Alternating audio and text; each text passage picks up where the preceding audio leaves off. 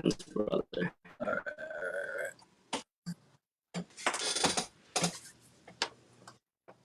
What is going on, everybody? Welcome to a new episode of Just Act Casual with your host, the Casual Reviewer.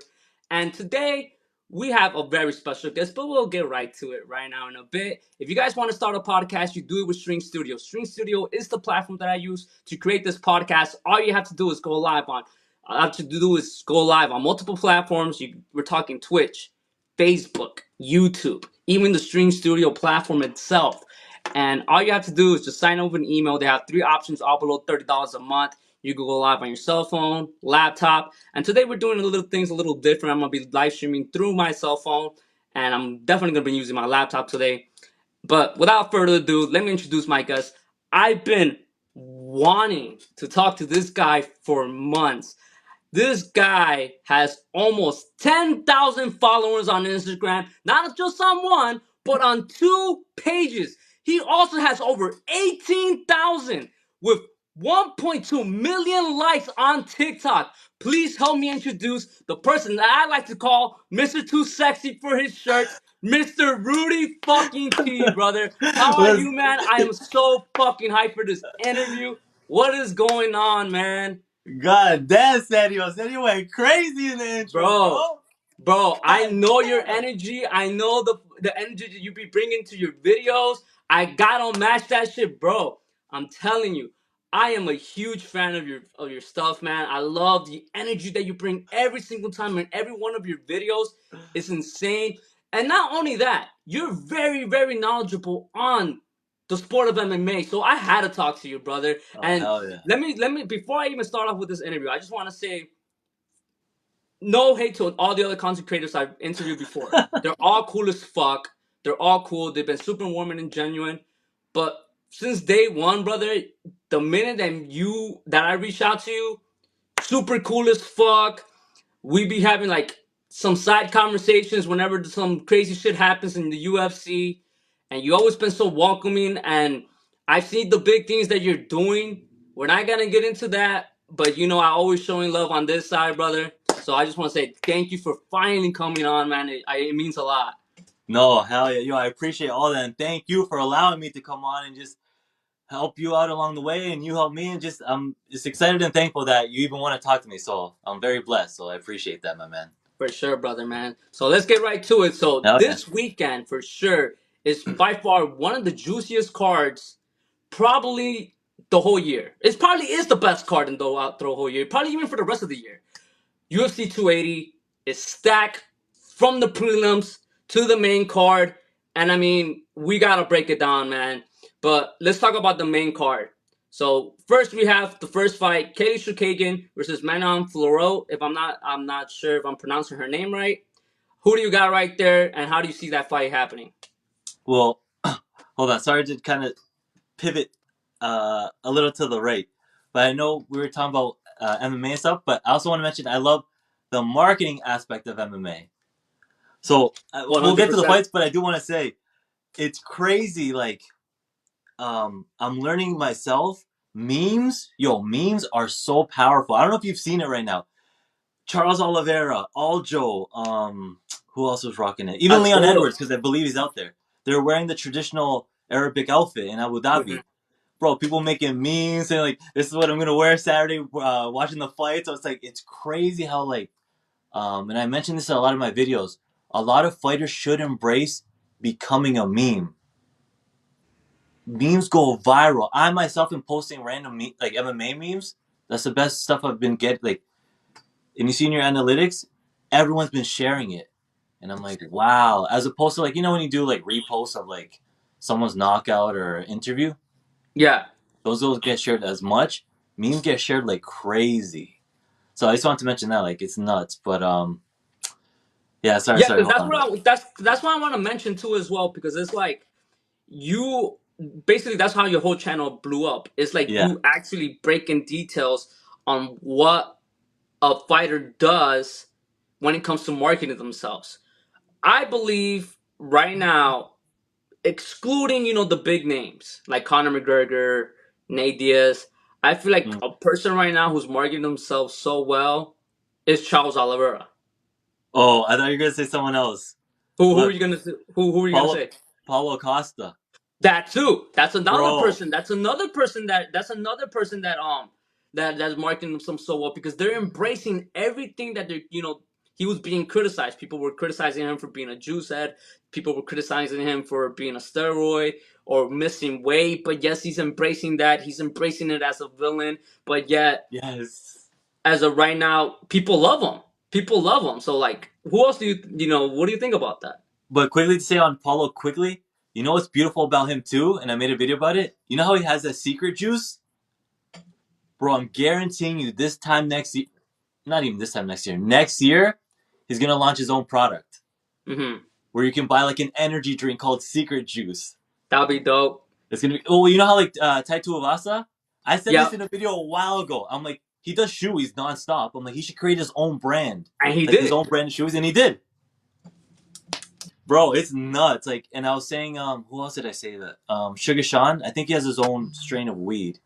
Um, and you, sorry to go off what you said. You say Charles Oliveira is marketing himself well.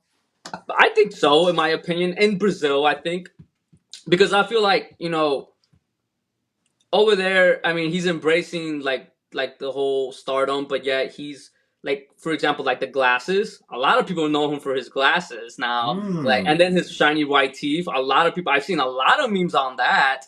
So it's Hmm. like, so I'm like, is he really embracing that? Because I feel like back in the day, he used to be like, his nickname is Du Bronx. He's coming from Yeah.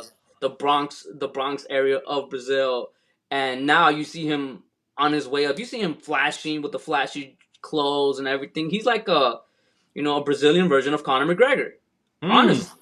So like that's just the way I'm seeing it. I don't know. What do you think about his marketing? I I I think everything you said, it makes sense. Like I see it when you say it, I see it. I was also thinking why he's impacting people so much. His underdog story. Like we haven't had a Yup. true underdog story like Charles. Like he's legit from like the favela, like poor to rich now. Well, I want to say rich, but wealthy now. And it's nice because we have the footage of him when he was poor. Did you ever see that clip of him when he's living back at home? Where like, Yeah. oh man, like there's so many TikTok edits of like that clip to him now. It's just so motivating. Like I think that's what's helping his story get out so much better because it's a legit rags to riches story with proof, with photos and videos. But yeah, uh, And you want to know sorry, I what's know we're funny talking. about you want do you want to know what's funny about Charles Oliveira? You know what's funny about Charles Oliveira? I used to not be a big fan of him. Now let me explain. Because I really thought that he didn't have the makings of being a superstar. Mm, Because as we all know, when he first started his career, he was a 500 fighter. Kept winning, kept losing. I was like, I will never see this man ever be world champion. And then we started hearing talks about him going up to lightweight. When he did the move to lightweight, had a couple wins. Then we started hearing other MMA reporters, even MMA casuals like Brendan Schaub. He started saying that was his dark horse. That was the oh, he lightweight did dark say horse. that. That's what I'm saying. He started saying that he was the dark horse of the lightweight division. So I'm like, okay, I gotta see it. So then I saw him fight against Kevin Lee, and I'm like, okay, but that's impressive. But I'm like, well, Kevin Lee, well, he's out of the UFC in my opinion. Then he faced Tony Ferguson after that, and I'm like, holy fuck, this dude shut down Tony bad. But I'm like, but Tony looking kind of old right now. Mm. And then Michael Chandler. And I was like, Michael Chandler was my favorite fighter in Bellator. I'm like, there's no way in hell he's gonna beat Chandler. And yet, he did it. And I'm like, holy fuck. And he proved me wrong, man. He proved me wrong. Bro, And that now he's one of my fight. favorite fighters. Oh yeah, I love Charles like his fighting style. Like it's just his Muay Thai stance. I'm like, oh man, it's beautiful. But that fight with Michael Chandler was crazy because like he's always getting dropped, but he got dropped, and you're like, damn, like okay, Chandler's gonna be the American like the new American champion, like a face of America, someone the Americans can ride behind legit. And then boom, second round, Charles said, no, this is my belt. So it Yup. was crazy. And then what he did to Dustin too. I think the most impressive win was against Dustin because it's like I felt like Dustin hurted Charles in my opinion worse than any other fighter. Mm. People like to say Justin Gaethje, but I mean he finished Oh him in yeah, the first round. he ran through Justin. Yeah, It's like he funny. was playing with him. Go. No, I'm saying he was playing with him. He was Charles was playing with Justin. Yo, it's fuck, man. Something like, oh wait, can we swear? Bro, Oh, yeah, not on the bro, this ain't podcast. school, brother. We Yeah, could sure. we What the fuck? get the fuck out of here. No, yo, chill. No, I was gonna say, bro, like I'm just hyped, man. Like I was so happy talking to you and just talking to fellow people that love fighting, MMA, training, just everything. Like, but I want. Oh wait, who do you want to win? Actually. Between the main event. Oh yeah, sorry. Okay, you said Caitlyn, right? Yeah, we'll talk about that right now. We'll talk about that right now. But Okay. like, unless you want to get in, you want to get into it. You want to get into the UFC breakdown. We could get to 280 breakdown. We could get into it right now. Whatever. I'll take your lead. I'll take your lead. Fuck it. All right, brother. So let's go into the UFC 280 breakdown. So let's start off with the first. Let's start off with the first matchup. Okay. Kenny Chukagian versus Manon Fiorot. Um, if I don't even know if I'm pronouncing her name right. Is it Mannion or Mannion Fiorot? I'm not sure. But people know what I mean. Um, do you feel like a lot is at stake at this point? Because Kaden Chukagian, she's pretty much if she wins this fight, she's in a fight winning streak. But yet she's in the flyweight division, and she already faced Valentina Shevchenko, which she got ended by her. Can you really see Kaden Chukagian getting a title shot after that? No, so take this in. I'm being biased. I'm gonna go with Caitlyn because I have like a friend that does videos for her, Oh no but I shit! want to check who she's signed to. I want to say the only reason she's on this card is because she's signed to Ali, Dominant MMA. Bro, Ali has everyone. My God, and I can't stand that. I can't stand him, What? bro. I love I Ali. For real, I can't stand his ass, bro. I feel like managers should stay as a manager. But I'll tell you this though. As much as I hate his ass, he is by far the best manager in the game. That's what I'm saying, bro. But I think like I could Connor be wrong. said, like Connor said, I don't like his ass. He's a rat, bro. It's not because he's a rat. It's just by the simple fact that I just feel like he talks so much shit, and I'm like, bro, like keep that shit. Oh, keep that. Stay your fucking. Like just shut up. You're not. You talk so much shit about Connor being tapped out.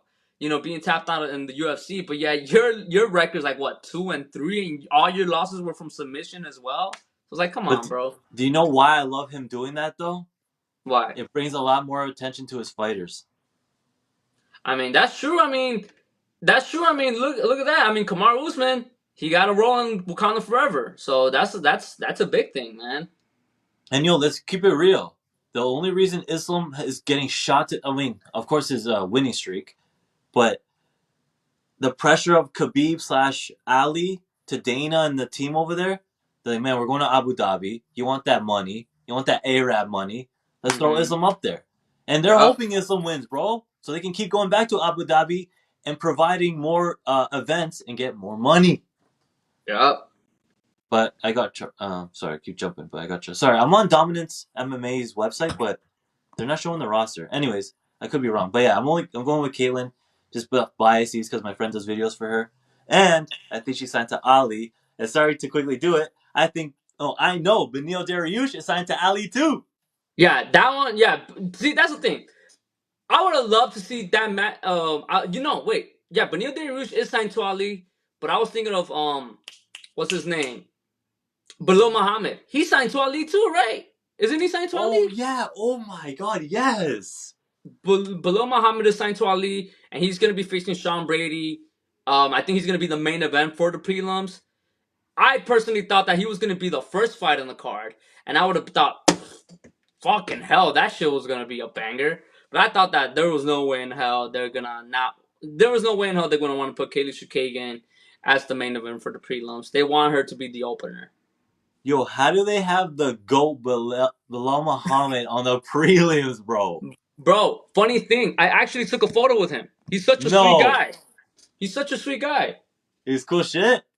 Bro, so I met him at the last, because I'm from Chicago, so Ah, I saw him in the last Chicago card. Oh, I think it was the one where Henry Cejudo fought Marlon Moraes for the, oh, yeah. So it's been a while, and then it was the weigh-ins, and I was just walking around, and I see a bunch of people taking photos, and then a lot of people are like, "Oh, who's that? Who's that?" And then I looked at him, I'm like, "Oh, that's Bilal Muhammad." I went up to him, I'm like, "Hey, bro, can I take a photo?" He said, "Yeah, for sure, man. Whatever." Cool as fuck. Shook my hand, hugged it out. Cool as fuck. So that's why when people shit on him, I'm like, bro, like maybe his fighting style isn't as exciting as people want it to be, mm, but it's like it's getting the job done, and he's true. such a nice guy. So You said he's getting the job done. You're absolutely correct. But that's why Colby does what Colby does. Because Colby has literally the same style as him. Just they're gonna that's wrestle true. you to a decision. That's true. But the thing with Colby is he's at least entertaining. He's funny. He has these corny jokes he does at the press conference. Bilal Muhammad, man, I wish he took advantage of that. Remember, people were making crazy edits and memes of him, the GOAT? He never Mm-hmm. acknowledged it. He should have He taken didn't advantage of repost. it. Yeah, like, I don't. Sometimes I wish I could be a marketing manager to some of the fighters. But anyway, damn, bro, I completely forgot about that fight that he was fighting Sean Brady. That's a Bro, that's gonna great be a fight. tough, tough fight. Who do you got there? Wow. Okay, outside of joking around and Bilal being the GOAT, I think Sean Brady. Really? Yeah. That's true. I mean, Sean Brady is Actually, dope you as know what? fuck. Sorry, no. You know what? I think Bilal. You know why? I think Why? him and the Khabib team have been out over there in Abu Dhabi for a minute, so they're adjusted. The sleeping schedule, their bodies completely good with the time zone there, as opposed to Sean. I don't know how early he left. These are things I think about too. When people are like picking fights or like skill versus skill, no, you got to think about so many things like time zone. You got to check their Instagram, see if they're posting personal stuff. Did they break up with someone? Did someone pass away? These are things all mental. Yup. So sorry, yeah, I'm picking Bilal because I think he's been out there way longer and he's Yep. adjusted. And who do you got? Right there, yeah, I think I got Bilal. But I wouldn't be surprised if Sean Brady does it though. Yeah, But below Muhammad, I feel like he right now he's riding the wave. He's riding the wave. I feel like he's just a little shy. If you look at his interviews, he's slowly, but I mean slowly starting to shit talk a little bit more, like a little bit. Especially after the Leon Edwards fight, and then with the eye poke and everything, he's gonna be yeah, like, oh, screw it. We didn't finish that fight. I deserve a rematch. So he's gonna probably want to ride the wave on that, and try to call for a title shot. But we should wait and see. But we gotta get to the Kenny Chikagan one, man. We keep stalling that one. Who do you got there? Let's just call. Let's just see who's calling. Who's winning on that one. yeah. Kayla. Same, same. And she's not. I don't feel like she's gonna get a title shot, in my opinion. Not right No, now. Or anything. I feel like Valentina Shevchenko. It's either she's gonna run the rematch with what was her name? Nunez, baby, With Nunez, or who was what was her last opponent, the one who gave her trouble. the Um, Brazilian yeah. Let's see, the Brazilian. at the when it was like a fight, Tiago, right? Not a Tiago fight. Santos. Tiago Santos. Tiago Santos, where Valentina Shevchenko. I mean, Valentina Shevchenko faced Tiago Santos and she won by split decision. Yes, when it Back was at in, Apex. Wait, was this at the Apex? no, this was at Singapore. UFC 275. Oh, oh yeah, that one. Oh, damn. I remember that. Yes, you're right. Mm-hmm. Nah, they're not gonna rematch that. There's no That's money true. in that. That's true, but I mean, I would prefer seeing Nunez against Juliana Pena one more time. Really? Just call, yeah. I'm a huge fan of Juliana Pena. You know what? I think they are gonna do it, and they might come back to Chicago and do that because Juliana, Juliana's from there, no? She resides from here. Her husband, I think, he's a cop here. Oh, bro, let me tell you a funny story about that. So, do you know do you know the Schmo? Yeah, yeah, yeah. So like, I met that guy in like 2 months ago. No wait, like in April for Dallas. I went to Dallas for WrestleMania, and I see the Nice. Schmo. I see the Schmo there. I see the Schmo there, and he's right there with with his girlfriend Helen Oh Yee, I yeah, think. Helen Esports. Yeah, yeah. So I didn't want to bother her because I see her with doing equipment, and I see another woman there, completely covered up in a white sweater, white hat, shades. Didn't pay much attention to her. All I saw was the smoke. So then I'm like, oh man, can I take a photo with you? He's like, yeah, yeah, yeah. So I take a photo with him, and I leave. I call my Uber. I call my Uber. My Uber is like 2 minutes away, and it's like fucking $40. I think it was $40. So I'm like, okay, I'm not gonna cancel this. So I'm waiting for my Ubers, 2 minutes away. Then I hear the Schmo do his introduction. This is the Schmo with the pro, with the UFC bantamweight champion of the world, Juliano Pena. So I'm like, what the fuck, bro? I fucking was so mad. I got the photo of me hugging the Schmo, and in the background you see Juliano Pena, white white sweater with the shades and the cap. Pissed as fuck. Didn't took a photo with her. I mean, I got to meet the schmo, but missed opportunity. I could have taken a good photo with the champ. Was she trying to do? Was she trying to be low key? I don't think so, bro. I honestly don't think so. I think she was just talking to Helen, Helen and stuff. So I was like, I No didn't. way. Yeah. Fuck. See, you could have had. Oh, yo, you've been meeting. That's sick though. Mm-hmm. Do you want to eventually interview fighters? I do. Here's the thing. I'm I I'm trying to find my own formula. Like I'm trying to see what gets me, like what's my niche, right? Because I Mm. cover in my channel, I cover movies a lot. All I talk about is movies. But then I switched the name of my podcast, and I'm like, I want to be more broad. I don't just want to talk about movies. I also want to talk about MMA, shit like that. Whatever gets me a better opportunity in life, that's what I want to be. That's what I want to do. But what I do know is I do want to interview people, period. Because I like having interactions like this. I like having interviews like this. So that's what I want to do, man. So, I but enough think. about me. But Oh enough yeah, sorry, about sorry, me, go. man. Sorry, sorry. We got all day about this, man. No wait, sorry. Before we move on, I do want to give you some advice in terms of that finding your niche. I had to learn this the hard way and eat it, like, cause I'm like you, like I have so many different things I love and do and want to talk about, but focus on one thing. Mm, Cause on the internet, you want to be like this, like if someone's like, yo, I want to know about. I'm just talking out loud. I want to know the top movies from like to 2000s, and then they'll come to. I'm just talking. They'll come to you because you break them all down. Versus a guy that's like, I talk about movies, I talk about sports. They'll be like, oh man, this guy's kind of confusing me. But I just want to go to the movie guy that talks about horror movies, and then you build that niche, and people in that niche will love you, and you'll like be the main guy for that. And then when you get big enough, then you can slowly spread your wings. But at the beginning, you gotta have that one thing. That's why in MMA, I only talk about the marketing aspect of MMA. I'm not gonna do the breakdowns. I'm not gonna do the skill set. I'm not gonna do nothing. I just the marketing of MMA, and that's how I've grown and I continue to grow. So I just wanted to like give you that no, advice. that's what's up, man. I appreciate the hell out of that. And that's one of the reasons why I was so excited to interview you because I knew you were gonna freaking give me some advice from. I Yeah, mean, hell yeah. you're the marketing king, brother. I know what you're talking about. And you know who's one person who took that ball with it and ran with it? Like, um, I'm pretty sure I know you know him. Um, I think his name is Jake from Oh yeah, that's MMA. my boy. We have a group chat. Yeah, Jake. Jake Fine. Bro, bro. I reached out to him. He didn't open my message. But like, I tried to interview him.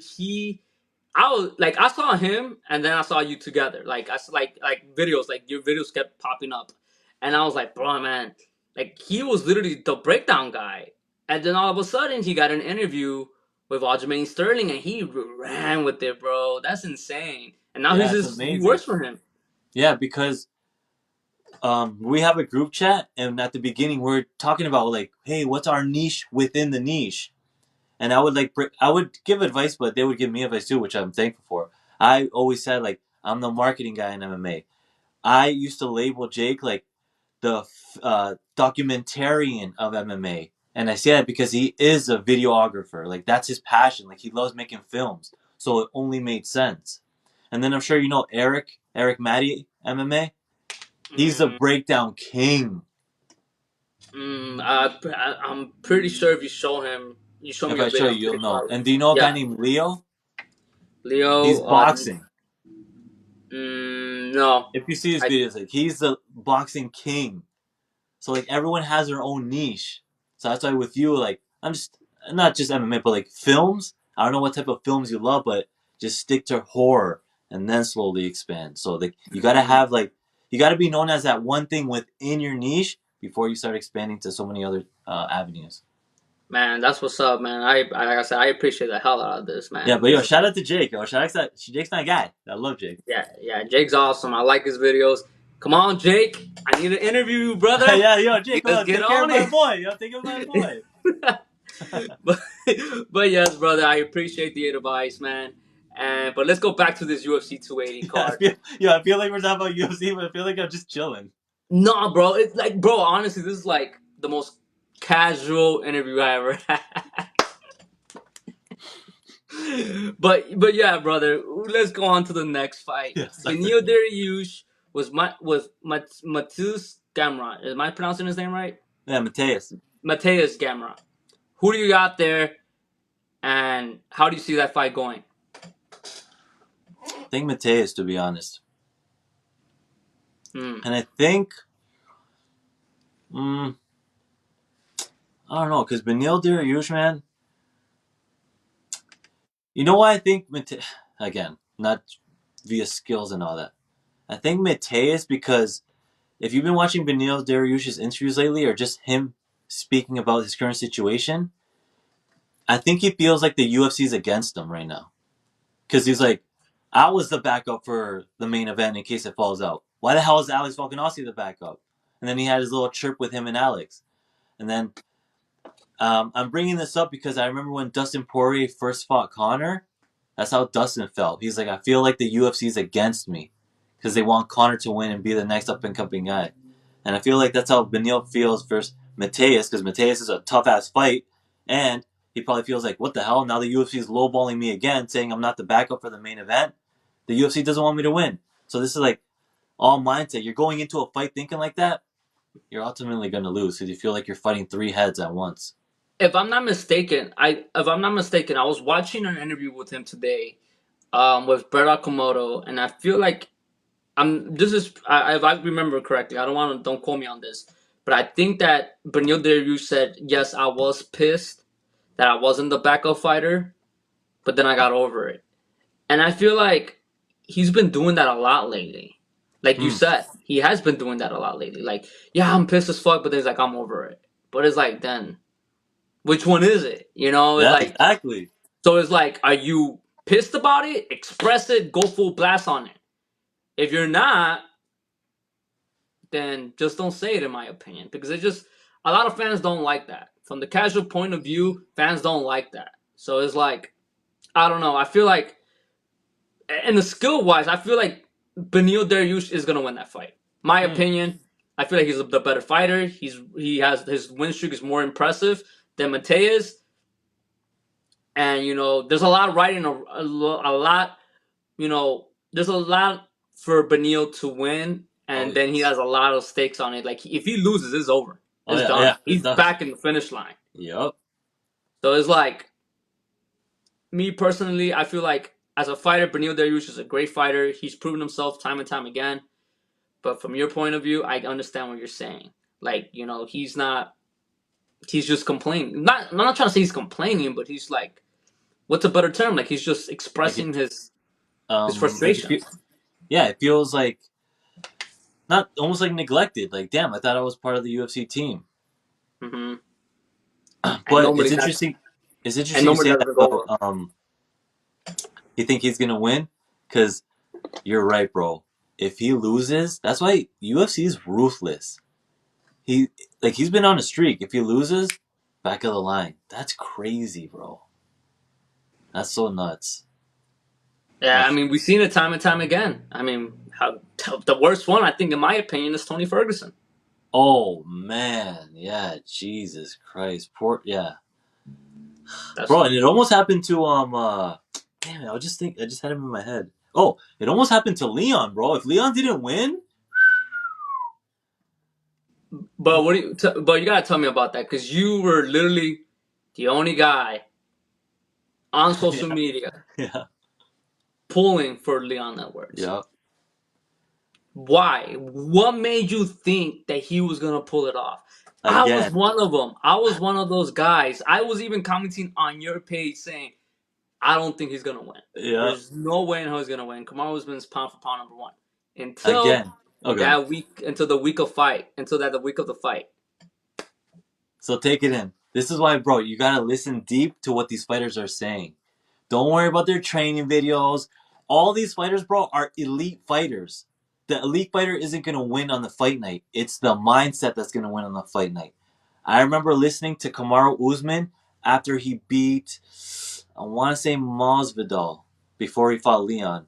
He said in an interview in the post fight, they're like, so what's next? He's like, oh man, I've done it all. I'm running laps all through these guys and through my division. He's like, I just want to chill with my daughter. He's like, I don't even want to think about he's like, there's so much pressure. Like he's just like, I want to chill. He's like, maybe I might retire. Like saying shit like that, bro. If you're thinking like that, you're 1 foot in, 1 foot out. And then you have Leon, bro, dying to get this belt, bro, dying to get this shot. I was like, no, nothing's stopping that energy. Nothing's stopping that energy of Leon wanting to win this damn belt, finally getting his damn title shot, and then his opponent saying, I've done it all. I've got money. I want to chill with my daughter now. Kind of want to relax. Nah. When I heard that, I'm like, yeah, it's over. Leon's got this. Leon's got this. That's how I just knew. Yeah, but you were calling even like months, bro. I I was didn't. going nuts because I knew. Yeah, because I was like, I'm telling you, when Leon landed that kick, I thought, holy fuck. You saw that? I mean, I reached out to you right away. I was like, bro, what the fuck? This dude called it. I'm like, holy shit, man. You should have, bro. I'm telling you, I feel like I will definitely watch your live streams if you would live stream through the fights. Because I go crazy. Oh, bro, I go nuts, bro. I go nuts. Oh, man. But let's You know, go on to people. the next. So What people happened? always reach out to me. They're like, "Yo, what are your picks, bro? I need to bet. I want to make money because I'm pretty good. My picks are good, but again, it's not because of skills. I always watch all their interviews and be like, oh, what's the mindset going into the fight, and then I pick. But yeah, And go that's the ahead. thing. But that's the thing though. I feel like your picks are really good, but another reason why I wanted to talk to you is like I wanted to see your thought process when it comes Mm, to this. I wanted it to be more in depth because you have your breakdown videos sometimes and you give all your predictions, but it's TikTok, so short and that's the whole yeah. thing. So I was like, no, I want to hear more from this guy and Mm, I want to see mm, what's his thought process. So it's kind of nice knowing this.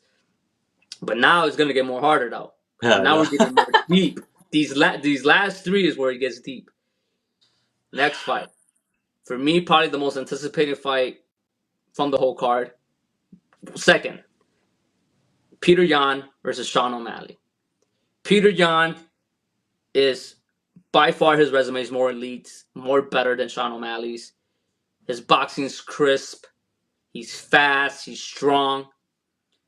However, Sean O'Malley, star power, the momentum, the length, the reach, the height, the power. I feel like Sean O'Malley could even go up to 155 and fight. Who do you think is gonna pull it off? And tell me why. Okay, this one's tough, but to give you a direct answer, I don't. Right now, I don't know why, but I think eventually I'll know leading up to the fight, and I make my prediction video. I got Sugar. Yeah. You know what, bro? I do too. Yeah, bro. I think there's something where, first off, the UFC is backing the hell out of this guy, and they need him to win. Not that it's like a conspiracy thing, but I think Sean's not going to knock him out. No one's going to get a knockout. But I think Sean might win a decision or like, yeah, I just see Sean winning. I really don't know how, but I just see Sean winning. I do too, but I don't think it's gonna go to the decision. There's no way in hell. How is this fight gonna? I feel like from all the fights, I feel like this is the least one that's gonna go to decision.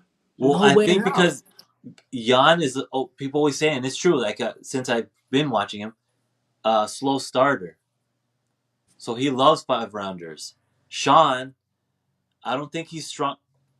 You know what? Maybe he can TKO Peter Yan, but not KO him. Because I'm trying to think of if the guys he was fighting. Yeah, they're the same height. They're shorter than Sean, shorter and skinnier too. I think TKO. Actually, I don't know. I Because just got Sean. I the just got Sean. Pat, if you listen to my other podcast that I did with Patty this week, she was telling me how Sean O'Malley has the advantage on Peter Yan right now because of the fact that he flew into Abu Dhabi days ago, like weeks ago, and he was specifically choosing Peter Yan. He was specifically choosing sparring partners the same size as Peter Yan. So Mm, it's like there's something there. mm, There's something there, and the fact that Sean O'Malley all of a sudden ranked number 12 to go after the number one guy who arguably people still see as the champion, he must know something. mm. And I completely agree with Dana White when he's saying this is kind of like Conor McGregor and Jose Aldo. I know when he said that, I'm like, bro, these guys are building up sugar, bro. That I completely disagree with that though, but they need a storyline, bro. Yup, yup. I mean, I see Sean pulling it off too, man. Me I feel too. like if Sean pulls it off this week, I feel like if Sean pulls it off by decision, people are gonna like it. People are gonna, he's gonna be a big, he's still gonna be champion. I mean, he's gonna fight for the title, but I feel like arguably he'll be number three, as in top stars in the UFC if he knocks out Peter Yan. You know what's crazy? Sadly, he won't. I don't Mm. think people truly understand a casual. Like a casual, like I have a lot of casual friends. When I mention, I'm like, yo, they're like, what are you doing Saturday? I'm like, yo, I'm watching UFC. They're always like, who's fighting? I'm like, I try and give the biggest names. I'm like, Charles Oliveira. They're like, oh yeah, I kind of know that name. I'm like, Islam. They're like, oh yeah, Khabib's cousin.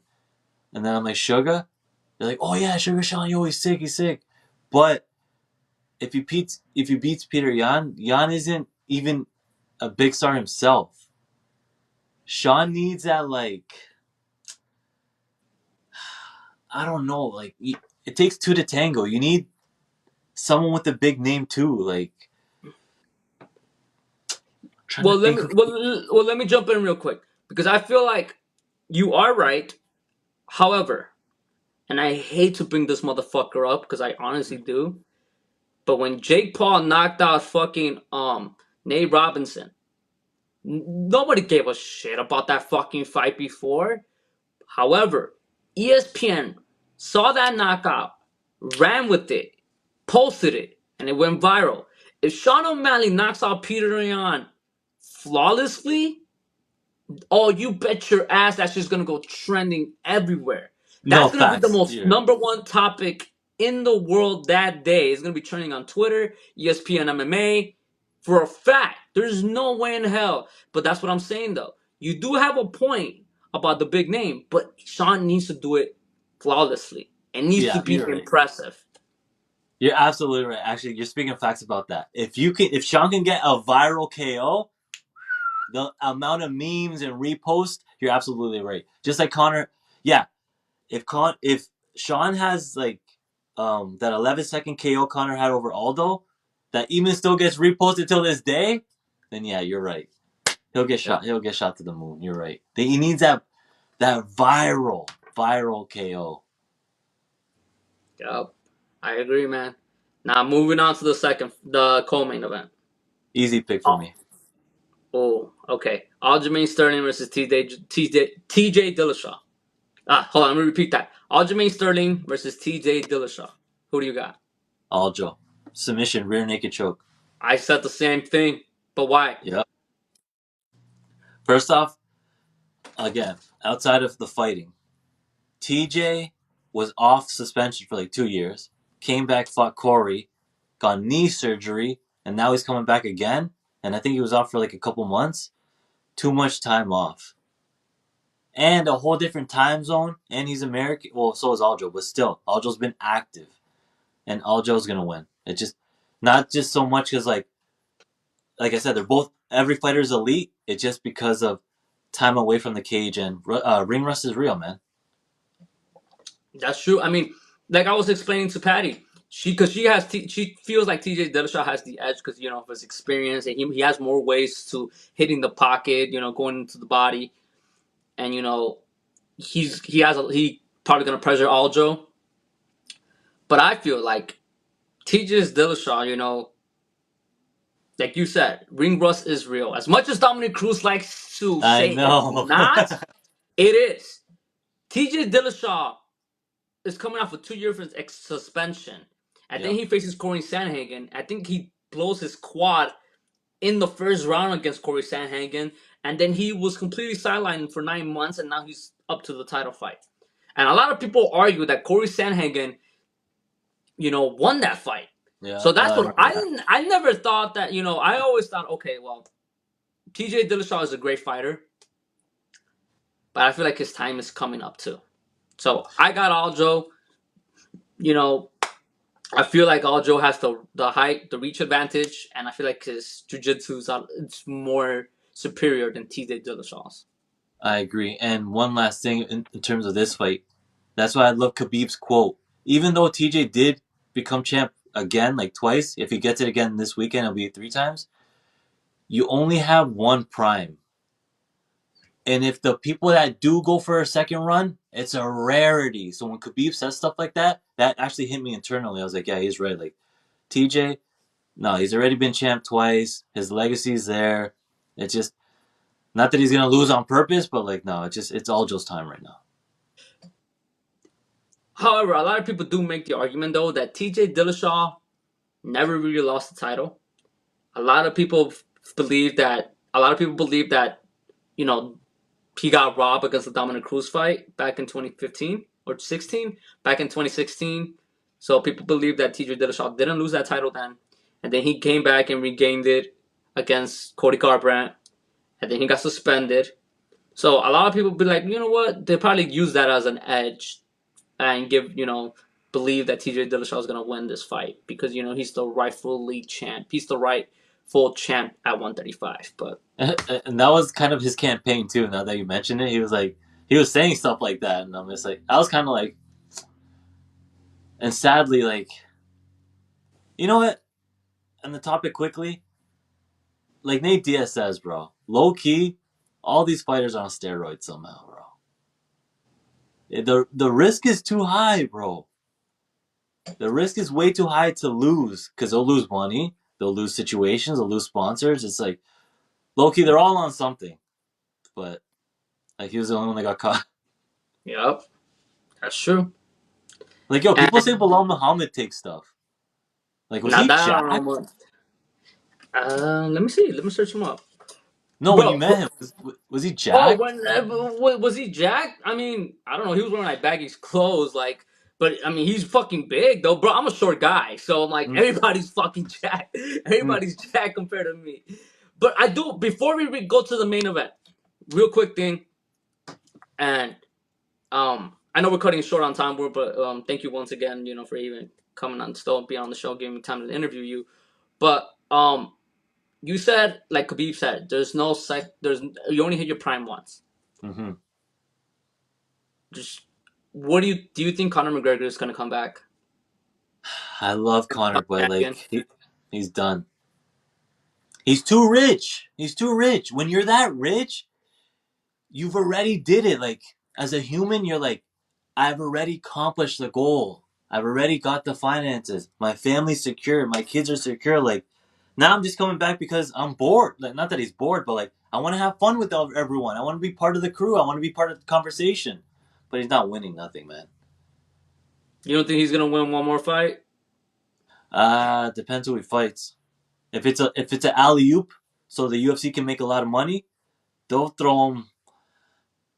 Mm, they'll throw him with Michael Chandler or Justin Gaethje. I think Connor can win those. Not easily, but very doable. But Those other are than tough that, fights, still, though. Those are he's getting tough killed by fights. everyone. But those are tough I fights, think still. I think Connor can get in Justin's head easy. How do you see that fight going? Do you think by knockout decision? I think Connor would get TKO over Justin. Actually, I don't know because I just forgot. Justin's leg kicks are brutal. Jeez. Actually, I don't know if Connor can even win anything. I think so. I think I'm gonna be honest with you, and a lot of people, bro. I'm gonna go ahead and say Conor McGregor is my favorite fighter of all time, and Yeah, he's I'm not dope, saying that bro. he's He's the. dope. I'm not gonna say he's the greatest. To me personally, here's my top five. Here's my top four. Like, as in the best of the best. Okay. Dominic Cruz, Wow. Georges St. Pierre, Okay. Daniel Cormier, What? and this is where it gets tough. Alexander Volkanovski. Now, hear me out. The reason why I don't have John Jones up there, Wait, who's number one? Georges St. Pierre. Oh, because you said okay. You went Dominic Oh, that was Cruz, not in order. GSP. That was not in order. That was not in Oh, order. okay, okay, okay, That was okay, not in order. Not in order.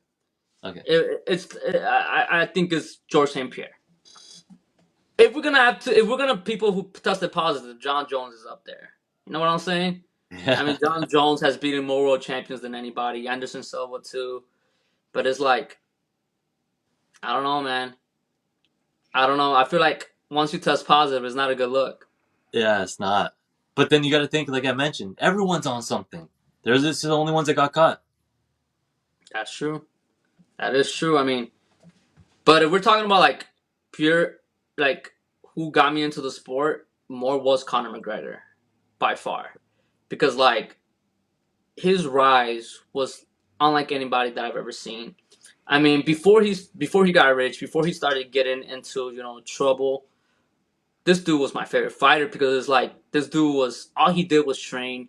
He overcame adversity. He fought with a torn ACL, Yep. and he my favorite fight from him. And this might sound like kind of fucking weird.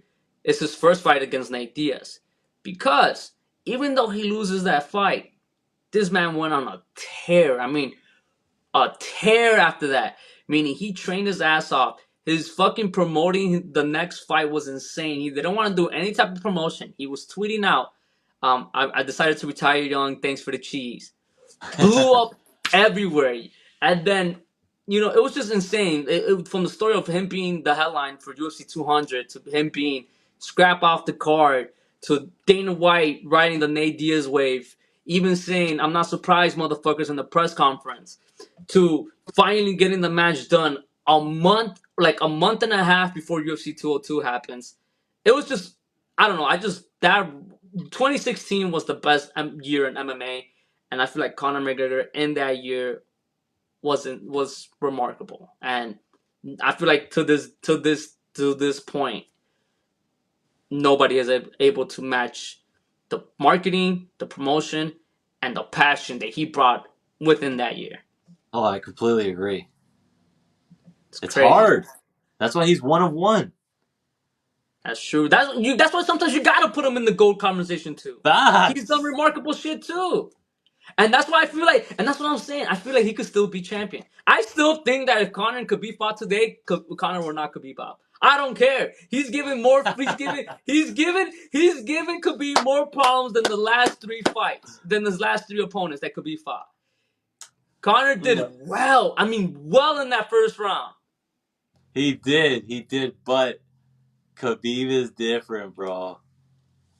Khabib is different. I can't. I love Connor, but if I were to bet like my life for the rematch, Khabib wins every time. I feel like if Connor, here's the thing: if Connor never left MMA, I feel like he would have been in Khabib. He had a 3-year layoff on MMA when he faced him in 2018. And yes, he fought Floyd Mayweather, but who fucking gives a shit about that? You know what I'm saying? And he did well. He did well. But speaking of Khabib, that's a perfect transition for the main event. Nice. Charles Oliveira, otherwise I like to call him, and please, please, bro, do me this favor. The next time you do a video, please acknowledge Charles Oliveira as Pimp Charles, bro. Pimp Charles, bro. This dude's insane. Pimp Charles against Islam Makhachev. Who do you got, and how do you see that fight happening? Okay, I got Charles Oliveira. Either no, I'm gonna be direct. Um, he's getting a TKO round two.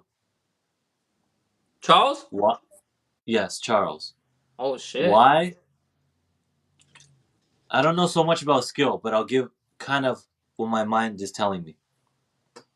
Round one will almost be like a feeler. If someone trying to do takedowns, he will get Charles down. He'll do like the Khabib and Islam thing that they do where they lock your legs. He'll do the Dagestani uh, uh, the wrist lock where they do that beautiful thing when they take you down. But Charles will try and throw submissions. He's just gonna be Islam's gonna be hugging Charles the whole round one. Round two, Charles catches him. I think coming in with the knee. Holy shit. And then, not that he's gonna knock him out like that, but he's gonna get wobbled. Charles is gonna rush him. Over. I don't I see him finishing Islam. But damn, second round, that's pretty bold, bro. That's pretty Yep. bold. Charles doesn't play around, bro. He's coming in, doing his job, getting out of there. Back to Brazil. Party. Do you Oh, feel and like no, go ahead. and just quickly, Islam has never been. I want to say he was a main event fight night when they did it in Russia. I kind of forget who he. Yeah, that was like I think his only main event. I don't think he's ever been a pay per view main event. Now, number two, in Abu Dhabi, the pressure is everyone in Abu Dhabi wants to see Islam win because he's one of them. Number three, the pressure of Khabib and God rest the dead and Khabib's father. I have to do this for them. And number four, just himself. Like, I want to be champion too. I have to keep the belt in the Team Khabib camp. Too much pressure for him to handle that I don't think he's ready for. And I think Charles has like been comfortable in his role as champion. Like he's like, I'm the man. Like you're coming to fight me, the champion. I'm not coming to fight for a belt. You're coming to fight to get this off of me. Like this is my. Even though we're in your house, this is my belt. And just Charles is confident. I just see it. Holy bro, I never thought of it like that. Like holy shit. Yeah. I was thinking the opposite. I was thinking Charles had the more pressure on him Oh. because of the fact that he's going into Abu Dhabi, enemy territory, with Habib, with Islam Makhachev having the home field advantage, and DC commentating. And I know DC, Oh. and I know D. Look, I love DC. DC, like I said, he's my top 4 favorite fighters of all time. But but the simple fact is, all that's against Charles. And if Charles Oliveira pulls off the Hail Mary and fucking wins this fight, star, star, I'm hyped. He's gonna star. get it done. Bro, if he gets that shit done, woo, man, woo. Tell me this: are you upset that these fights are during the day? Oh, bro. I have to call in off work. Oh, actually, I shouldn't say that. No, I'm still going. I'm still going. No, hey, I'll cut it off, brother. I'll cut it off. Yeah. Yo, take edit this part out. Edit this part out. Yeah, bro. Let's just say, yeah, I was pissed. Yeah. Yeah, bro. That was during the day. I'm like, oh my god. But I was like, I'll make something work. yeah. I was like, what the fuck? I was like, what the fuck? I thought because I would have been like, this is arguably the best pay per view card, and it should be at nighttime in prime time. But yet, it is what it is. Luckily, I'm off. Oh, but like, nice. but shit, like, yeah, it's tough, man. It's still like it's like my whole plans were like, oh man, I can't wait till nighttime. You know, order some food, That's what I'm bring all saying. the homies. But then all my homies like, bro, I work. I know, bro. But it is what it is, man.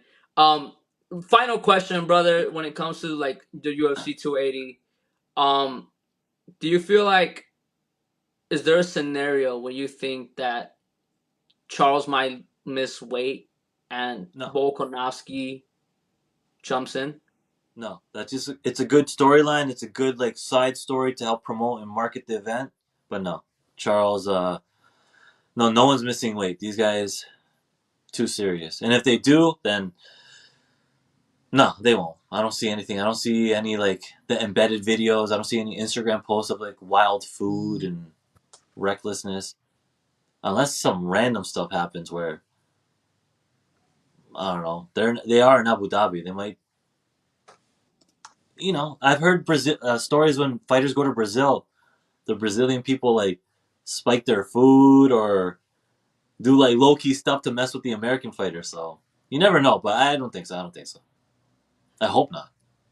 You know what's so crazy about this fight is the simple fact that you know it's a fight that it's just for the pure fight fans Oh because yes, everyone here is a fighter. It's like there's like yeah sure there's some stars, but there's no major like Conor McGregor stars. But yet this pay per view has so much hype just for the simple fact that it's just a fight card for yes, straight fight fans, and that's what I'm hyped for.